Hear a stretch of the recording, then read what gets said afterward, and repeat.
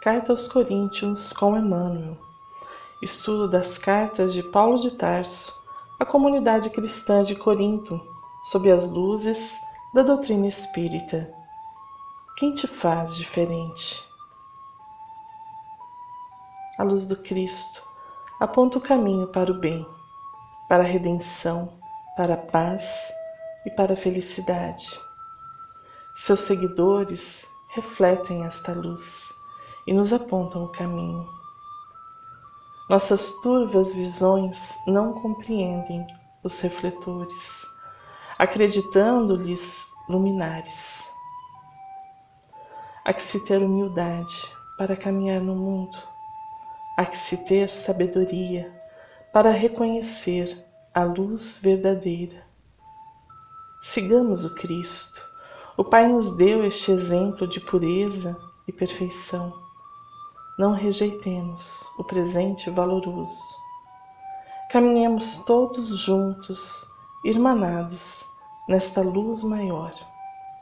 Pacifiquemos nossos corações, sabedores todos, indistintamente, chegaremos ao Pai. Texto para análise. 1 Coríntios, capítulo 4, versículos 6 a 13. E eu, irmãos, apliquei estas coisas por semelhança a mim e a Apolo, por amor de vós, para que em nós aprendais a não ir além do que está escrito, não vos ensoberbecendo a favor de um contra outro. Porque quem te faz diferente? E que tens tu que não tenhas recebido? E se o recebeste, por que te glorias, como se não o houveras recebido? Já estáis fartos, já estáis ricos, sem nós reinais, e quisera reinasseis, para que também nós viéssemos a reinar convosco. Porque tenho para mim que Deus a nós, apóstolos, nos pôs por últimos, como condenados à morte, pois somos feitos espetáculo ao mundo, aos anjos e aos homens. Nós somos loucos por amor de Cristo, e vós sábios em Cristo, nós fracos e vós fortes, vós ilustres e nós vis. Até esta presente hora sofremos fome e sede, e estamos nus, e recebemos bofetadas, e não temos pousada certa, e nos afadigamos, trabalhando com nossas próprias mãos. Somos injuriados, e bendizemos. Somos perseguidos, e sofremos. Somos blasfemados, e rogamos. Até o presente temos chegado a ser como o lixo deste mundo e como a escória de todos. Paulo corajosamente usa sua própria vida como exemplo. Chama os coríntios para olharem para ele, para o imitarem. Ele não faz isso porque se acha superior ou bom, mas porque sabia que a todo instante estamos influenciando as pessoas de forma positiva ou negativa.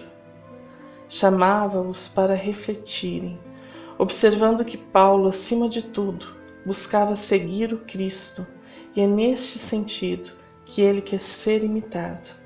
Quer que todos sigam também a Cristo. Importante compreendermos que seguir a Jesus não significa apenas dizer-se cristão, mas verdadeiramente aderir aos seus ensinos e à sua forma de viver. Emmanuel nos auxilia a compreender. Quem recorre ao Cristo extasia-se com a sua suavidade imensa, que lhe caracteriza a presença no próprio coração. Entretanto, não basta esta forma de encantamento para lhe alterar a vida pessoal. A inteligência se alteia na maneira de se dar, na maneira de ser das pessoas, mas prossegue acomodada nos seus próprios interesses de ordem material. Levantar e seguir na lição do Senhor significa movimentar-se, buscando o caminho que Ele mesmo trilhou, trabalhando o caminho que Ele mesmo trilhou, trabalhando tanto quanto seja possível a benefício dos nossos irmãos, sejam quem sejam, esquecendo-lhes as deficiências e erros, encorajando-lhes a renovação para o bem, olvidando-lhes quaisquer ofensas, ignorando-lhes voluntariamente as fraquezas e amparando-lhes as necessidades, perdoando e amando, instruindo, sobretudo com os próprios exemplos, e doando-lhes o conhecimento da vida, soerguendo-lhes as forças quando as provações ou problemas lhes marquem os dias, sem esperar compensação de qualquer natureza. Em suma, erguendo-se e acompanhando os passos do Divino Mestre, que nos deixou essa fórmula inesquecível: quem procura encontrar-me, negue a si mesmo, tome a cruz que lhe cabe e siga os passos. Trecho do livro Levantar e Seguir, do Prefácio, por Emmanuel. Vemos assim um pensamento de grande sabedoria que Paulo está nos oferecendo. Poderemos aprender com nossos irmãos, poderemos ter sua vida como uma referência para os nossos corações, mas o exemplo maior e insuperável na terra é o do Cristo Jesus. Eis que é a razão de Paulo alertar que não se trata aqui de seguir a Paulo, Apolo, Cefas ou quem quer que seja, mas de seguir a Cristo. Perceber a diferença entre um e outro é essencial para compreendermos o pensamento de Paulo e também a nossa postura diante de pessoas que consideramos como irmãos que já estão passos à frente do que nós. Muitas vezes temos em grande conta um amigo, um orador, um médium ou outra pessoa que nos pareça alguém com algo a nos ensinar. Isto é muito positivo, quando na dosagem correta. O grande problema que os cristãos de Corinto enfrentavam e que nós espíritas enfrentamos também é quando nos esquecemos do Cristo e passamos a seguir a outro, atribuindo-lhe um valor que muitas vezes nem mesmo ele o quis. E passamos a considerar aquele caminho como correto, em detrimento de outros, esquecendo-nos de que a busca pela verdade passa pela diversidade. Em última análise, apenas quem segue o Cristo é capaz de olhar opiniões distintas e ter o mais profundo respeito e a mais honrada caridade. Do contrário, serão apenas disputas decorrentes de corações ainda orgulhosos. Vejamos então o início do texto. E eu, irmãos, apliquei estas coisas por semelhança, a mim e a Apolo, por amor de vós, para que em nós aprendais a não ir além do que está escrito, não vos ensoberbecendo a favor de um contra outro. Existe um envolvimento amoroso de Paulo com os coríntios. Eles conviveram durante quase 2 anos e têm um sentimento de afetividade patente nos dizeres de Paulo, por amor de vós, seguindo com o propósito dos dizeres, para que em nós aprendais. Assim, a ação de Paulo em direção aos coríntios é amorosa e visa o aprendizado. Resta-nos então perguntar o que ele está ensinando, o que aflige o seu coração para que ele lhes lembre que os ama e que está preocupado, que está querendo lhes ensinar algo que reputa muito importante. Eis o texto: para que aprendais a não ir além do que está escrito, não vos ensoberbecendo a favor de um contra outro. A tradução da Bíblia de Jerusalém nos auxilia a compreender melhor este trecho final. Nisso tudo, irmãos, eu me tomei como exemplo, juntamente com Apolo, por causa de vós, a fim de que aprendais o nosso respeito à máxima, não ir além do que está escrito, e ninguém se ensoberbeça, tomando o partido de um contra o outro. Vejamos alguns versículos correlatos a este, para melhor compreender a expressão não ir além do que está escrito. Salmos 8,4. Pergunto: que é o homem para que com ele te importes, e o filho de Adão para que venhas a visitá-lo? Salmo 146, 3. Não conteis com os príncipes, com meros seres humanos, são incapazes de salvar. Isaías 2,22.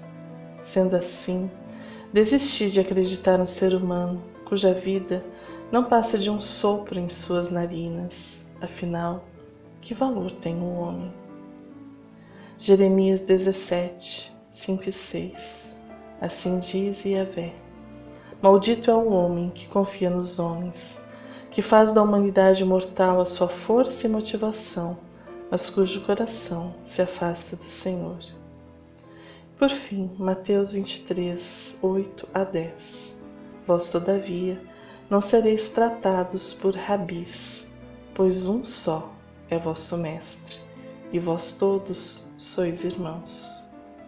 No comentário de Bacon à carta aos Coríntios, ele nos diz: primeiro, eles deveriam aprender a não ir além do que está escrito. Alguns comentaristas interpretam esta frase como uma advertência contra ir além dos termos da obrigação que é confiada àquele que ensina. Outros pensam que Paulo está usando uma referência geral ao Antigo Testamento, que constantemente exalta a Deus e não ao homem. A ênfase dos coríntios na importância dos que ensinavam significava que eles estavam depositando uma confiança excessiva no homem. Emmanuel tem um texto intitulado Saber como Convém, que nos auxilia a compreender esta expressão de Paulo, não ir além do que está escrito.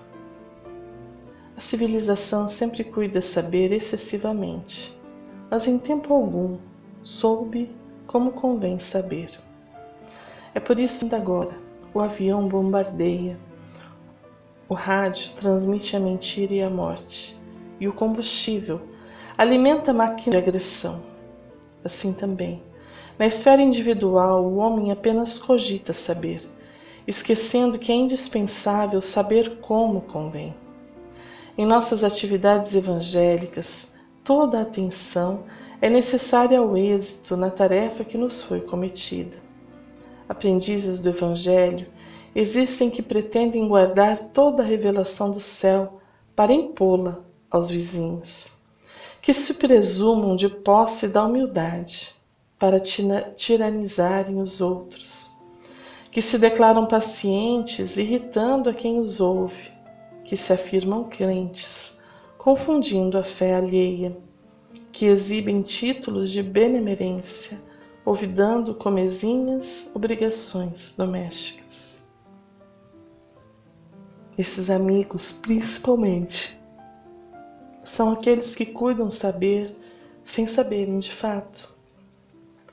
Os que conhecem espiritualmente as situações ajudam sem ofender, melhoram sem ferir e esclarecem sem perturbar.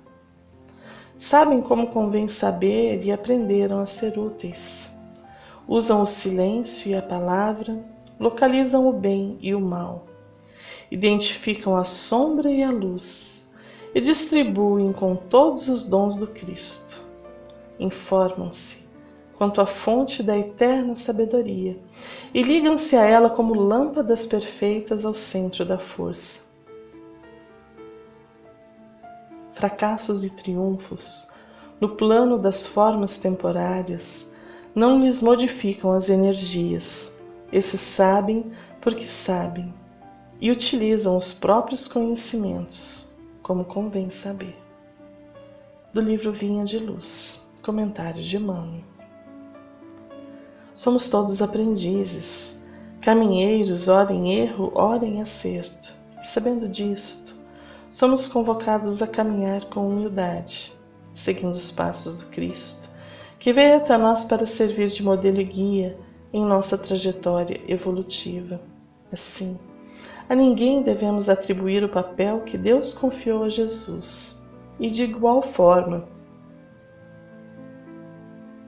enquanto trabalhadores na seara do Cristo, não devemos permitir que pessoas nos sigam como discípulos, eis que certamente, diante de nossa imperfeição, iremos falhar no auxílio requerido.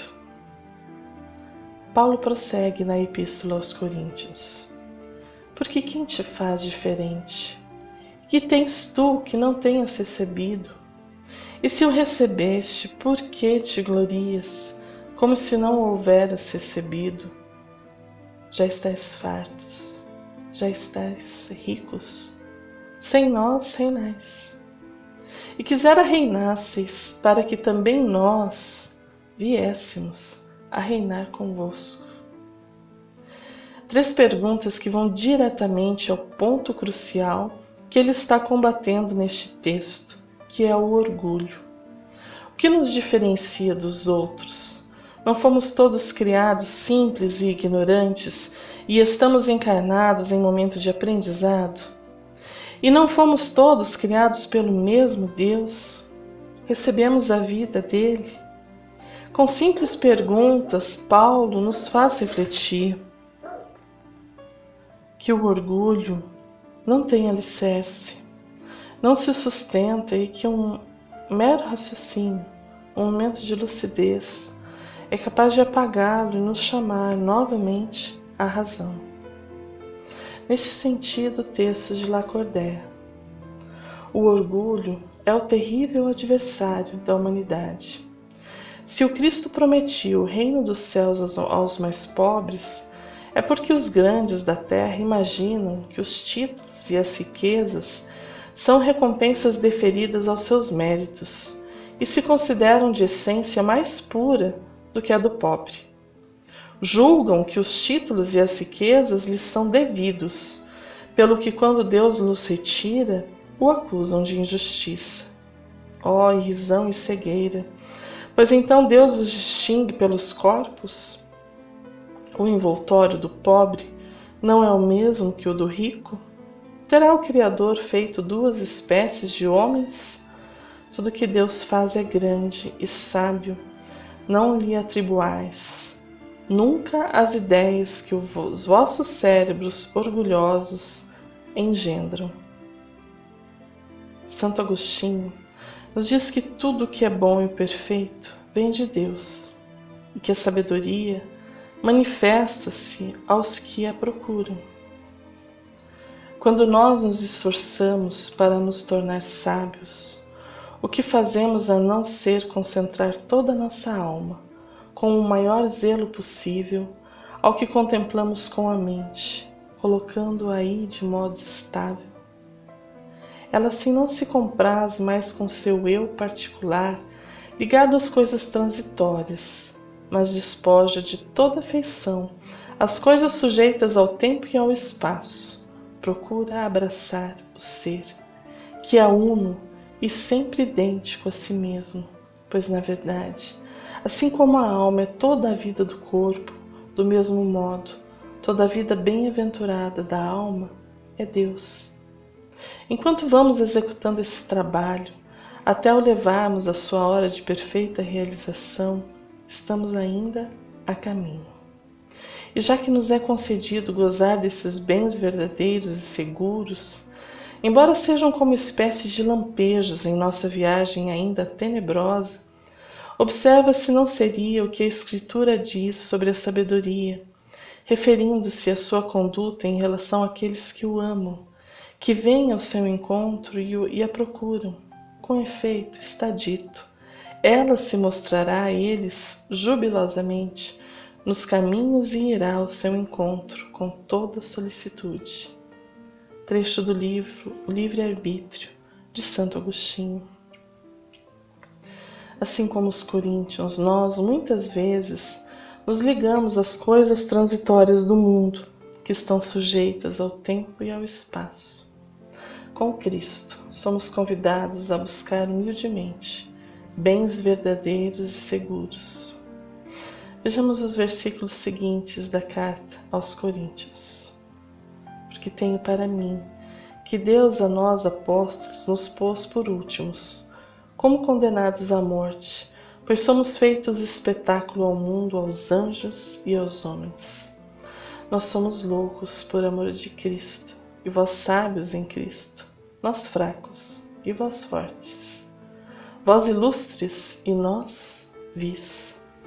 Até esta presente hora, sofremos fome e sede, e estamos nus, e recebemos bofetadas, e não temos pousada certa, e nos afadigamos, trabalhando com nossas próprias mãos. Somos injuriados e bendizemos, somos perseguidos e sofremos, somos blasfemados e rogamos. Até o presente temos chegado a ser como o lixo deste mundo e como a escória de todos. Neste trecho final, Paulo lança aos coríntios uma comparação dura e muito eficaz. Fala do trabalho, da ação, de como é estar no mundo vivendo verdadeiramente com Jesus e buscando seus ensinamentos. Não é nada fácil seguir este caminho. Eis que precisaremos combater as nossas tendências e também as influências exteriores, seja de encarnados como de desencarnados.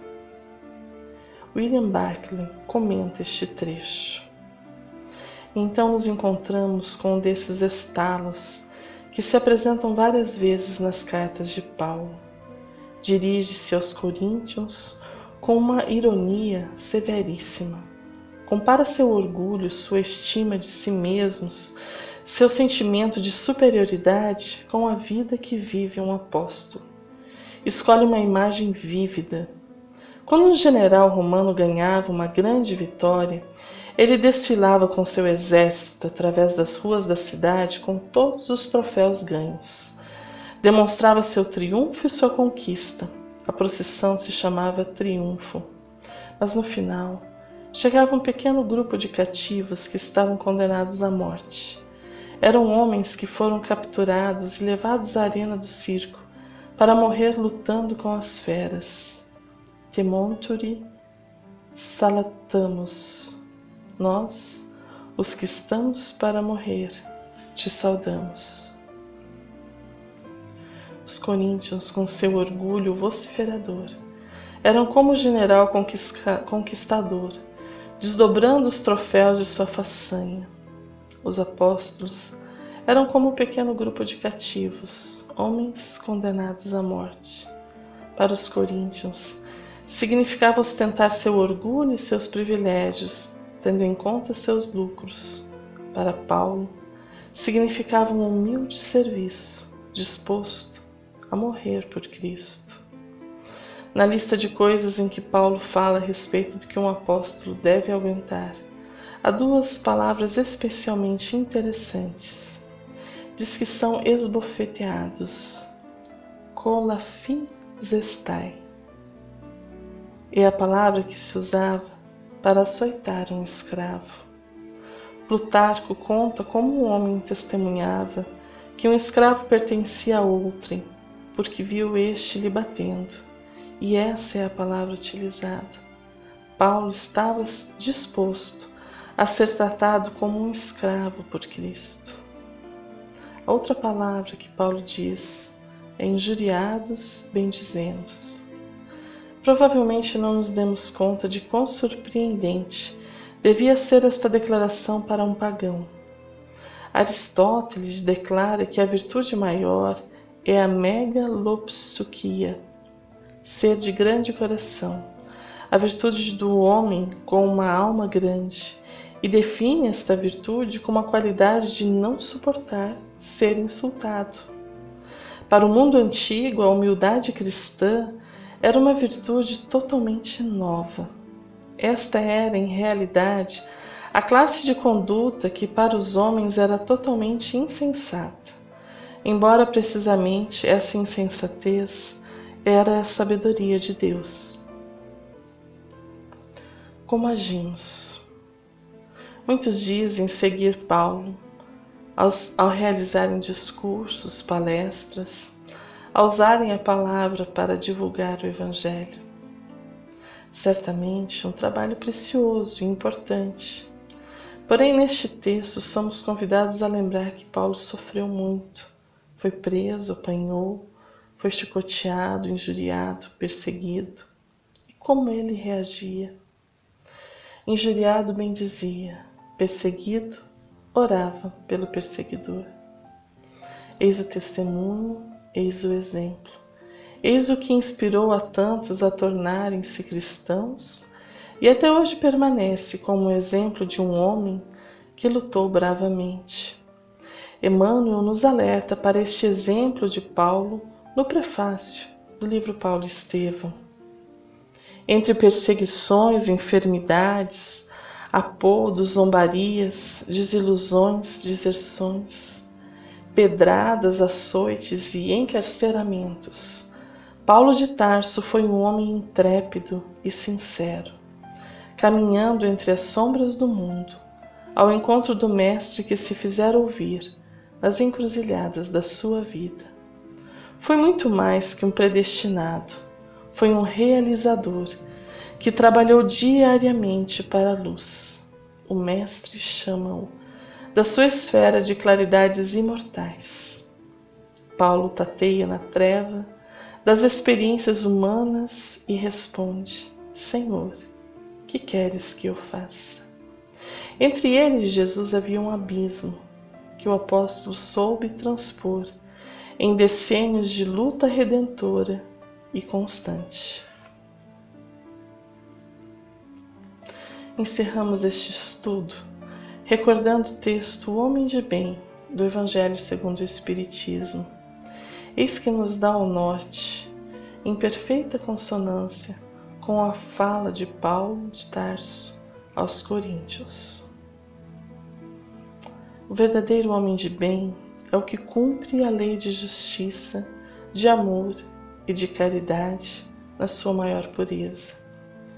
Se ele interroga a consciência sobre seus próprios atos, a si mesmo perguntará se violou essa lei, se não praticou o mal, se fez todo o bem que podia, se desprezou voluntariamente alguma ocasião de ser útil, se ninguém tem qualquer queixa dele. Enfim, se fez a outrem tudo o que desejara lhe fizessem. Deposita fé em Deus, na sua bondade, na sua justiça e na sua sabedoria. Sabe que sem a sua permissão nada acontece e se lhe submete à vontade em todas as coisas. Tem fé no futuro, razão porque coloca os bens espirituais acima dos bens temporais.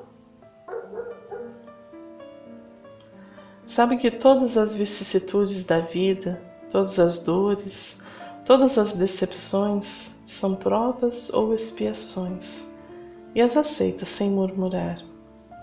Possuído do sentimento de caridade e de amor ao próximo, faz o bem pelo bem, sem esperar paga alguma. Retribui o mal com o bem, toma a defesa do fraco contra o forte, sacrifica sempre seus interesses à justiça. Encontra satisfação nos benefícios que espalha, nos serviços que presta, no fazer ditosos os outros, nas lágrimas que enxugam, nas consolações que prodigaliza aos aflitos. Seu primeiro impulso é para pensar nos outros, antes de pensar em si. É para cuidar dos interesses dos outros antes do seu próprio interesse. O egoísta, ao contrário, calcula os proventos e as perdas decorrentes de toda a ação generosa. O homem de bem é bom, humano e benevolente para com todos, sem distinção de raças nem de crenças, porque em todos os homens vê irmãos seus. Respeita nos outros todas as convicções sinceras e não lança anátema aos que com ele não pensam. Em todas as circunstâncias, toma por guia a caridade, tendo como certo que aquele que prejudica outrem com palavras malévolas, que fere com o seu orgulho ou seu desprezo a suscetibilidade de alguém, que não recua à ideia de causar um sofrimento, uma contrariedade, ainda que ligeira, quando a pode evitar, falta o dever de amar o próximo e não merece a clemência do Senhor. Não alimenta ódio, nem rancor, nem desejo de vingança. A exemplo de Jesus, perdoa e esquece as ofensas. E só dos benefícios se lembra, por saber que perdoado lhe será conforme houver perdoado. É indulgente para as fraquezas alheias, porque sabe que também necessita de indulgência e que tem presente esta semelhança do Cristo. Atire-se-lhe a primeira pedra, aquele que se achar sem pecado. Nunca se compraz em rebuscar os defeitos alheios, nem ainda em evidenciá-los. Se a isso se vê obrigado, procura sempre o bem que possa atenuar o mal. Estuda suas próprias imperfeições e trabalha incessantemente em combatê-las.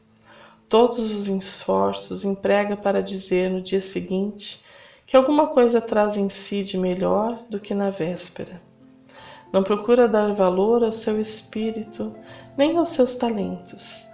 A expensas de outrem, aproveita ao revés todas as ocasiões para fazer ressaltar o que seja proveitoso aos outros. Não se envaidece da sua riqueza, nem das suas vantagens pessoais, por saber que tudo o que lhe foi dado pode ser-lhe tirado. Usa, mas não abusa dos bens que lhe são concedidos. Sabe que é um depósito de que terá de prestar contas, e que o mais prejudicial emprego que lhe pode dar é o de aplicá-lo às satisfação de suas paixões. Se a ordem social colocou sob o seu mando outros homens, trata-os com bondade e benevolência, porque são seus iguais perante Deus. Usa da sua autoridade para lhes levantar o moral e não para os esmagar com o seu orgulho. Evita tudo quanto lhes possa tornar mais penosa a posição subalterna em que se encontram.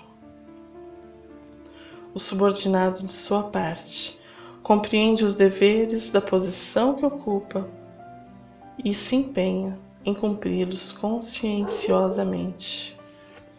Finalmente, o homem de bem respeita todos os direitos que aos seus semelhantes dão as leis da natureza, como quer que sejam respeitados os seus. Não ficam assim enumeradas todas as qualidades que distinguem o homem de bem, mas aquele que se esforce por possuir as que acabamos de mencionar, no caminho se acha que a todas as demais conduz. Evangelho segundo o Espiritismo, capítulo 17, Sede perfeitos, o homem de bem. Um fraterno abraço e até o próximo estudo.